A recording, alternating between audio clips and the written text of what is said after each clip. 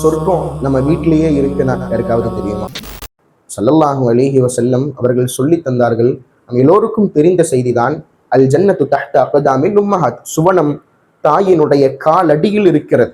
அப்போ நம்ம வீட்டில் தான் சுவனம் இருக்கிறது, நம் வீட்டில் தான் சந்தோஷம் இருக்கிறது, நம் வீட்டில் தான் நிம்மதி இருக்கிறது, நம் வீட்டில் தான் நமக்கான வெற்றி அனைத்தும் இருக்கிறது என்பதை உணர்த்தும் முகமாக குறிப்பாக ஸல்லல்லாஹு அலைஹி வஸல்லம் சொன்ன வார்த்தை ரிலாஹு ஃபீ ரிதல் வாலிதைன், அல்லாஹ்வினுடைய பொருத்தம் பெற்றோர்களினுடைய பொருத்தத்தில் இருக்கிறது.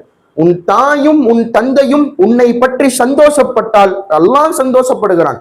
உன் தாயும் உன் தந்தையும் உன் விஷயத்தில் கோபப்பட்டாலோ சங்கடப்பட்டாலோ முகம் சுளித்தாலோ அதன் காரணத்தினால் அவர்கள் மனம் வேதனை அடைந்தால் ரப்புல் ஆலமீன் கடுமையான கோபம் கொள்கிறான். அல்லாஹ் கோபம் கொண்டால் கட்டாயம் அந்த வேதனையை நம்மால் தாங்க முடியாது. அல்லாஹ்வின் கோபம் நம் பெற்றோர்களினுடைய கோபத்தில் இருக்கிறது என்பதை நாம் விளங்கிக் கொண்டு அவர்களை எப்பொழுதும் சந்தோஷப்படுத்துவோம். அந்த சந்தோஷத்தின் மூலமாக அல்லாஹ்வினுடைய திரு பொருத்தத்தை பெறுவோம். அல்லாஹ் அந்த நசீபை நம் எல்லோருக்கும் தந்தருள் புரிவானாக.